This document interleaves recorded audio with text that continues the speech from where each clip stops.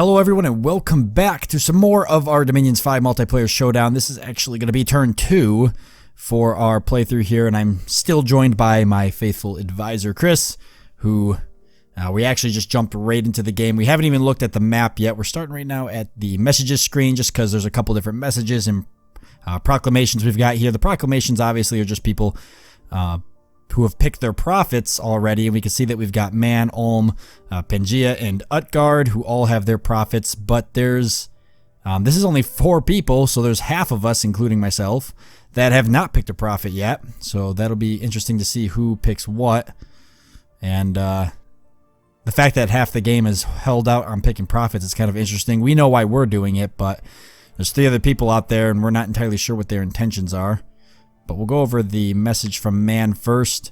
It's a global message, basically, tread not upon the lands of Avalon, else these godless times will bring our full wrath. So Man, right out the gate, just threatening everybody. It's so funny too, because like, I know Chris, you've probably seen obviously when we do like the roundtable discussions at the end. Yes. Tass always has this, like, he always mentions like he doesn't know what to do in the beginning of the game, whether he wants to like insult everybody or try to play friendly right out the gate. And in this game, in this particular round, he's decided that instead of playing friendly, he's just going to go ahead and just insult everybody. It's hardly an insult, but yeah, he's a bit unfriendly. Yeah, definitely playing a little bit more aggressive than typical Das in the first two runs, because in the first 2 runs he played a little bit more of like a neutral. He was kind of like, he would be aggressive if he needed to, but he wasn't openly hostile right out in the beginning. I can't remember if he sent out global messages in the other ones. I mean, it was hard because when my Ashen Empire playthrough, every message I got from everybody in the beginning was just super hostile, so I never got anything friendly. Then we've got a message from good old Dwarf Comic here, playing as a Pangea, and he sent us a crow essentially with a letter saying, "Greetings, I have returned once again to spread our roots and rise anew. Happy to see old and new faces alike. As my crows are far superior to your scouts, a gift of gold for information will be accepted. Take care, and I hope no accident shall befall you." So we kind of figured, and I had mentioned that in the first turn, that I was hoping Dwarf Comic would be friendly towards us, especially because we have a little bit of old roots in the second round where we were basically the only people to ally with each other, and everybody was against him because he won the first round, and everybody was against me because I was Ashen Empire. So happy to see that he's kind of reached out to us, and the fact that he will actually exchange information for gold is kind of interesting, because as we know, he's going to have the best early game scouts. So those crows there. It's actually a bit funny because Pangea and us have the most nature magic, and Cetis has some nature magic too, so we could almost make a team nature. Yes, exactly. We do like a nature pact. I'm actually going to probably try to reach out to Nucrium, Cetis, and see if we can, and Pangea here, and see if we can actually make a some type of like nature, like environment pact, I guess. And we could just like dominate using nature as our ally. Although I actually think that in late age, Cetis is more dead than anything. Oh, really? Yeah. How interesting. They have some very strong dead mages. Well, that would probably tie in not too bad as well. I think Dwarf Comic, I think they're actually kind of more death center too, aren't they, in nature? No, not in this age. They are astral in nature. Okay, in the mid age then is when they kind of lean a lot towards death. Okay, and then we had that message from Midgard, peoples of End World. We am's the Vikings of Midgard. We comes to do 2 things: drinks mead and plunder booty, and we's all out of brewskis, stands in our ways, so we can hurts you. I did my best to try to read that as it was typed. It was very painful to do, but yep, these guys are the sort of Vikings of the... They're actually pretty tough, aren't they, for the most part, Midgard? I say they're pretty good, yes. They're not that different from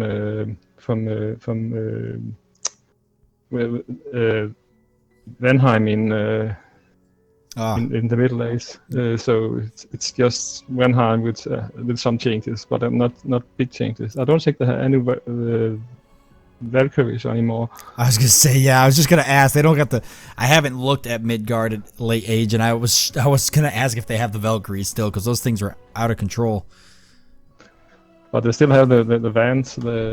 I think the really good horsemen they have. Oh, okay. So that's something to still look out for.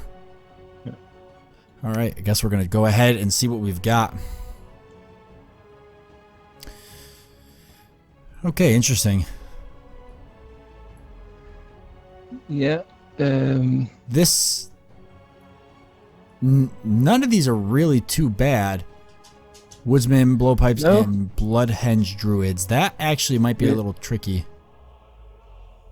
Yeah, bloodhenge druids probably means that they are dark wines too. Yeah. They can be pretty tough. Yeah, it says the Dark Vines was also seen in the army at radiated power. Crossbowmen, heavy cavalries.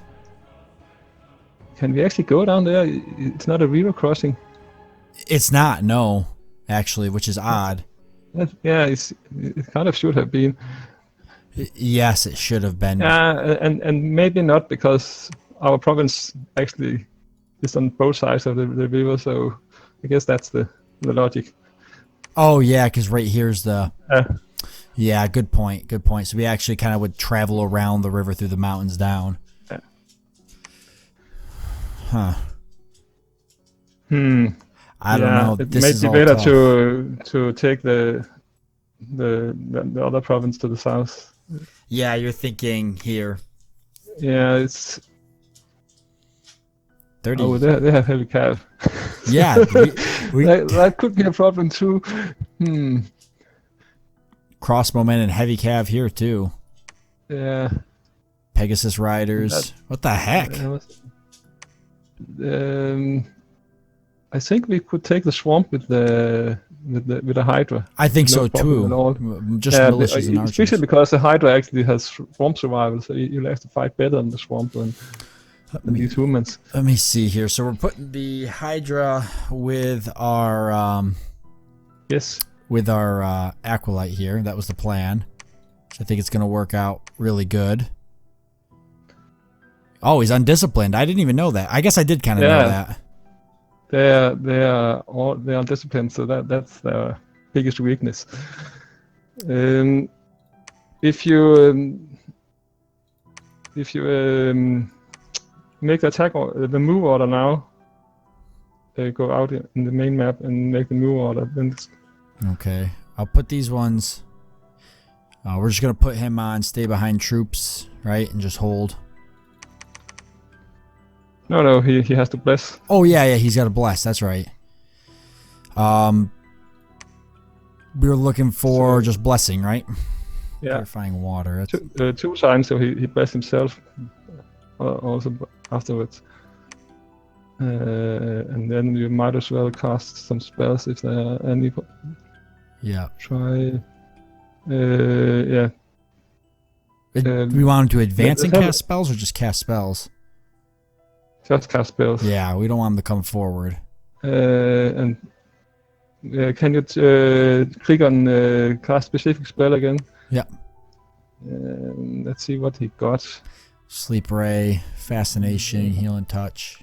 Yeah, just put him in cast spells. He will choose what's best then. Pick the best ones.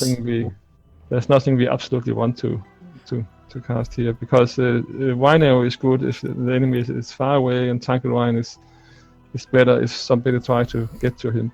Okay, so then that's what we'll leave it at. Okay, perfect. And then we give the two last men to... We want him in the back as far as we can put him. And the Hydra, you can put it about in the middle. He can easily reach it there. Right there? Yeah. Okay. Yeah. And then we've got Benedictus, who's our... Oop, nope, we don't want to do that. Get back up there.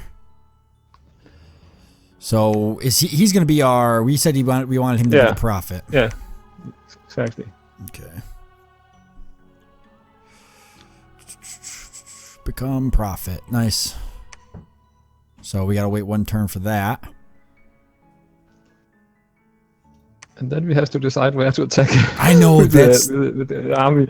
That's the toughest part, because you said, and I agree with you, that the Hydra can probably take the swamp by himself. Yeah. So just set him to move there.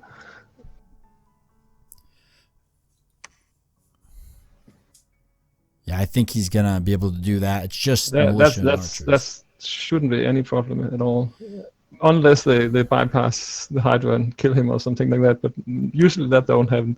Yeah, I don't think it will. I think we'll get pretty lucky. Knock on wood. Well, we've got this army, just this basic army. Probably put some more of these, put them in there. Yeah. But I think we might actually try to take on the Dark Vines and the forest down there. I don't think it's more difficult than Heavy Cat. You think take them on with this army? Yeah. 17 units and. They are pretty tough, and they have slashing weapons, which are good against Dark Vines. So okay. So unless there are a lot of Dark Vines, it should work. Okay, so you think we should do that, hit them there. Do we want them, we have them set to attack closest. They should use their javelins right off the get-go, right? Yeah, because the first enemy they'll fight will be the bow pipes or whatever they are, and they don't have much armor. You only should use javelins against units that have low armor. Okay. Because if they have a lot of armor, they're just wasting their turn. Yeah. All right, so we're gonna plan on sending them down here. And also units that have no shields. These are no shields, so the javelins will probably kill some of them. Yeah. And they should be faster than the Dark Vine, so they should attack us first. Okay, I'm fairly confident. I mean, we know we need to take this. Yeah. Like, that's really important. We can't sit on that too long, or somebody else is going to come and take it out from underneath us. You know, we got to secure these provinces pretty quickly. And these ones I'm not as concerned about. I think we'll get them pretty, you know, once we get that with the Hydra, we'll be able to see what's around this area here. And we'll go ahead right now and we'll recruit. Let's see. Wait a minute. You need to set them to fire closest. Fire closest? Yeah, hold and fire closest. Hold and fire closest enemy. Yeah. Like that? Yeah. Okay. Yes. Perfect. And then they'll actually... Commander behind them. Have you done that? I can't see. Where's that? Here? Yeah. The commander, he's there. Okay. He's here. He's right here. Yeah. Okay. Keep him in a line formation, I'd say, right? Like. Yeah. Yes. Just like that. Wait a minute. That's a sparse line. You need a normal line formation. Like that? Okay. Yes. I think that's better. Okay. Maybe not in this case, but. Oh, I mean, we could do either. No, we could do double line, but we probably don't have enough. No. In this case, sparse line might actually work. Just because of the covering the extra distance because we're up to... Yeah, and because they're not going to into melee right away, because the blowpipes will shoot at them and they'll shoot at the blowpipes, so it might actually be a good idea. I think we should try it. All right, we'll give it a shot, and what do we got to lose, you know? Except for the army. Yeah, I think we'll go ahead and try that and see what happens. We better go ahead and, let's see, we better go ahead and set up for recruiting more units. I think we want another Hydra, right? Yes. So we put him right out the gate. Because we want to build up our little Hydra army there. With 2 Hydras, we'll be able to start clearing out some of those other provinces. 2 or 3 of them. Then let's see, we don't have much gold left. We haven't gotten a standard yet. No. But we could only get... We need a commander also. Yeah, we do. More commanders. can't really afford that many. Just take another serpent acolyte, I think. Another acolyte? Yeah. We need some research also. Yeah, I agree. What was the research on these guys? 7? 9? Who's our best researcher? That's 13. Okay, so... the acolyte is the cheapest researcher. Yeah, he'll be the one we'll want to get a lot of for researching. But not from this fort actually, but from other forts we made later. Okay. We also have mages we can only recruit outside forts. So we could have a look at them if you go to the pretender in the statistics. Go to my pretender? Yeah. How do I think, did we find out how to get to him? We were messing with it earlier. Yeah, but no, just the units. You can see there's a lot of mages after the serpent priest there. Above. These can only be made outside forts. Oh, okay. And especially this one can get 2 fires, so we want some of those. These are. And this one is actually be our main researcher. She is not a very good researcher, but with our scale, she will have 8 research. Yeah. And she only costs 40 gold. That's very, very cheap.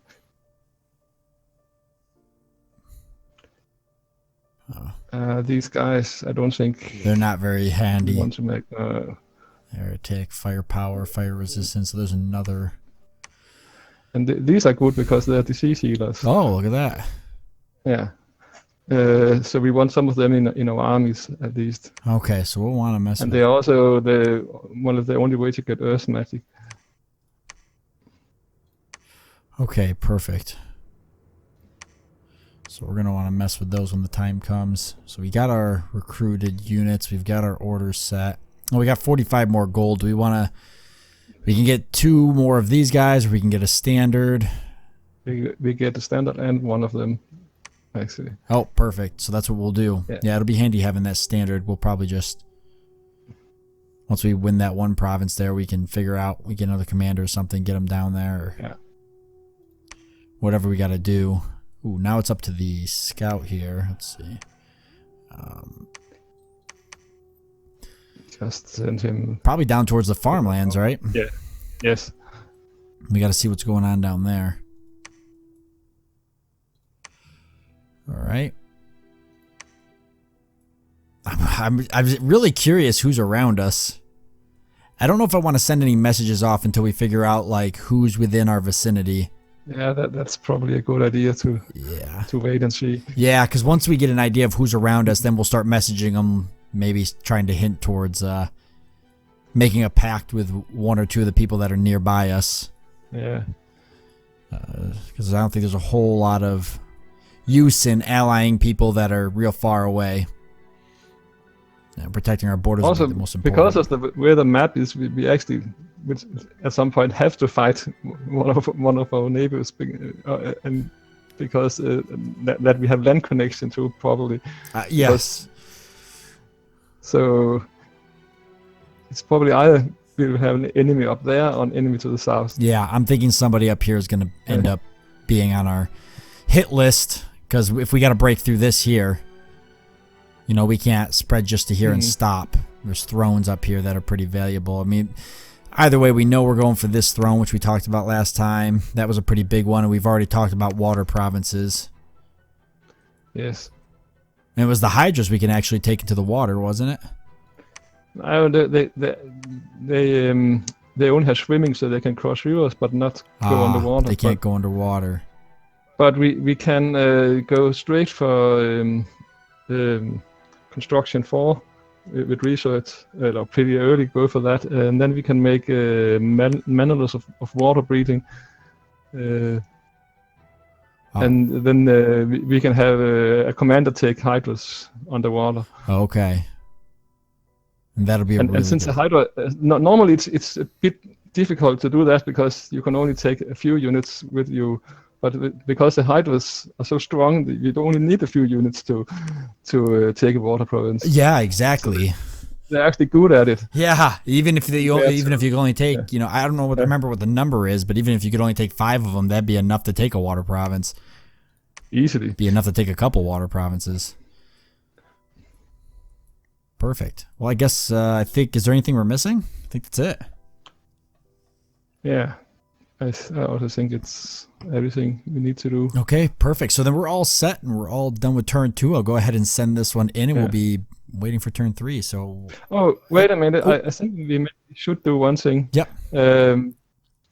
If you go to the options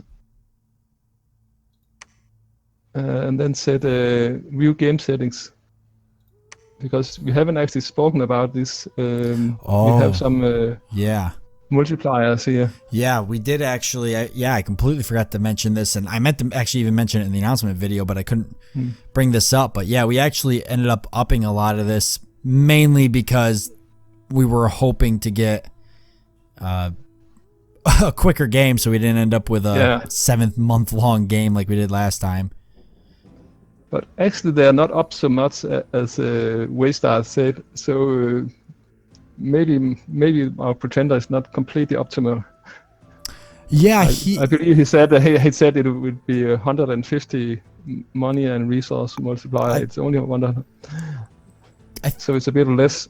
I think he ended up cutting it back a little bit when he made the game, and I think it either wouldn't let him do 150 or something with the settings. I can't remember what he said, or maybe it might have had something to do with the map and the way the map was set up. So this is what he ended up defaulting on. This was like a last minute decision.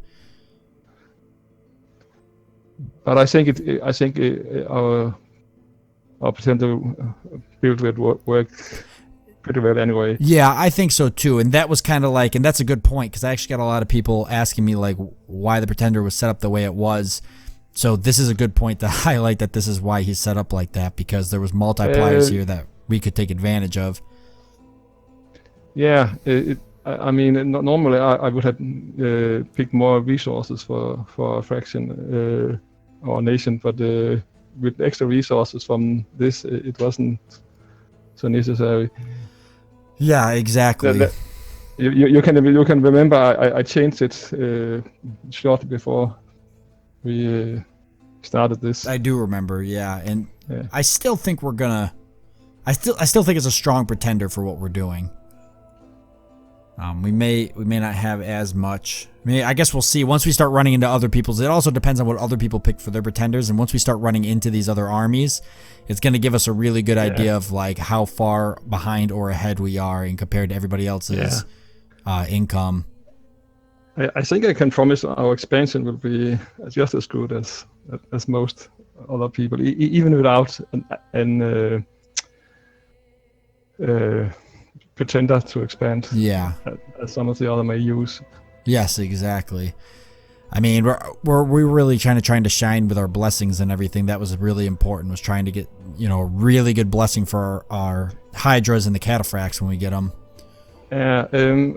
I think maybe next turn when we have the prophet, I can explain a bit more about the bless, because we can see the bless on him. Yes, yeah, exactly. Because I also saw some of the Christians in the first video you put out. Yeah, so I can answer some of them. Yeah, exactly. Perfect. Well, I guess that is it, though. We've got everything pretty much covered here. So, yeah, and the next turn, which hopefully we'll get it sooner rather than later, because I'm so ready and pumped to jump in and start doing this. I want to see how our units do. Yeah, it's a bit exciting. If we have really bad luck, it could go wrong in both places. But I know. I don't think it will. I think we'll be a powerful force. Even if we don't win, we're going to be a powerful force. I think we'll be at least a good blockade. Especially if we get like some of these thrones around us. The water throne, I think it'd be hard to take for anybody. If we have hydras, like say on this throne in the water here, I feel like it'd be hard to take for pretty much anybody except for who was it? I can't remember. Who was the water nation? Oh, right here. Yeah. That's Mictlan or whatever, Mictlan. Mictlan, yeah. Mictlan, so they might be. They're not a water nation, but they have some water ability. Yeah, you can see the gift of water breathing. They've got these guys here, which are amphibian, which aren't really that great. Like these would not stand a chance against if we had a good Hydra pact down there. You know, unless they brought like a bajillion of them. Yeah. Yeah, see, because most of these guys don't. They're basic warriors down here. They don't have. They're just for survival. The problem is they're Jaguar warriors, but they are not amphibian. Yeah. But these are sacred though, and amphibian, so they might be good. But I think you can only make them in the capital. Yeah. Perhaps. I'm not. Does it say? A lot of different but stuff. These you can make everywhere, so they're the problem on land. Jaguar warriors. Yeah, because they're very cheap, and you can make them in every fort. So. Yep, and they're sacred. You can get a lot of them, and they turn into rare jaguars when they die. So. Ugh. So they look pretty weak there, but they are not weak because they have another form you have to kill too. Yeah, that's a pain, especially with the sacred. Huh. Alright, so that is the end of this turn. Thank everyone for joining us. We hope that you enjoyed it. We'll see you in turn 3.